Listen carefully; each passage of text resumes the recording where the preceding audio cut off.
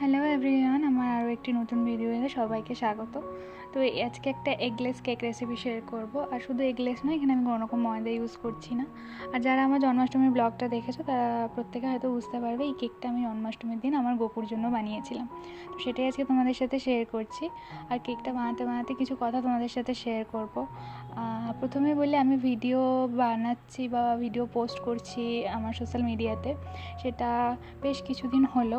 আর বেশ কিছুদিন বলা ভুল, আমি প্রথম সেপ্টেম্বরে ভিডিও পোস্ট করি 2023-এর। তারপরে বেশ কিছুদিন বন্ধ ছিল, তারপর আমি আবার ভিডিও পোস্ট করা শুরু করেছি।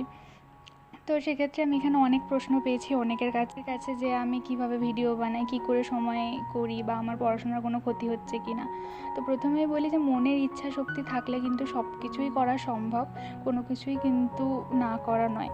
তো সেখান থেকে আমি আমার সারাদিনে সমস্ত রকম কাজ করে যেটুকু সময় পারি সেটুকু সময় কিন্তু আমি এডিটিংয়ের কাজগুলো করি। আর যে ভিডিওগুলো আমি শেয়ার করি ম্যাক্সিমামই আমি ঘরে বানাই বা নিজের জন্য বানাই। আমি নতুন করে শেয়ার করবো বলে কোনো রকম ভিডিও খুব একটা শ্যুট করি না। আর হ্যাঁ, কখনো কখনো কিছু ভিডিও হয়তো আমি কোথাও ফেসবুকে দেখলাম বা ইউটিউবে দেখলাম, সেগুলো হয়তো কখনো কখনো ট্রাই করি এবং তোমাদের সাথে শেয়ারও করি। বাট ম্যাক্সিমাম ভিডিও যেগুলো আমি প্রত্যেক দিন ঘরে বানাই সেগুলোই তোমাদের সাথে শেয়ার করি। ইচ্ছে শক্তি যদি থাকে তাহলে কিন্তু এই ছোটো ছোটো কাজগুলো করাই যায়। আমার সাথে কথা বলতে বলতে আমি কেকটাও বানিয়ে ফেলেছি। তো যদি ভালো লাগে তাহলে ভিডিওটা লাইক করে দিও।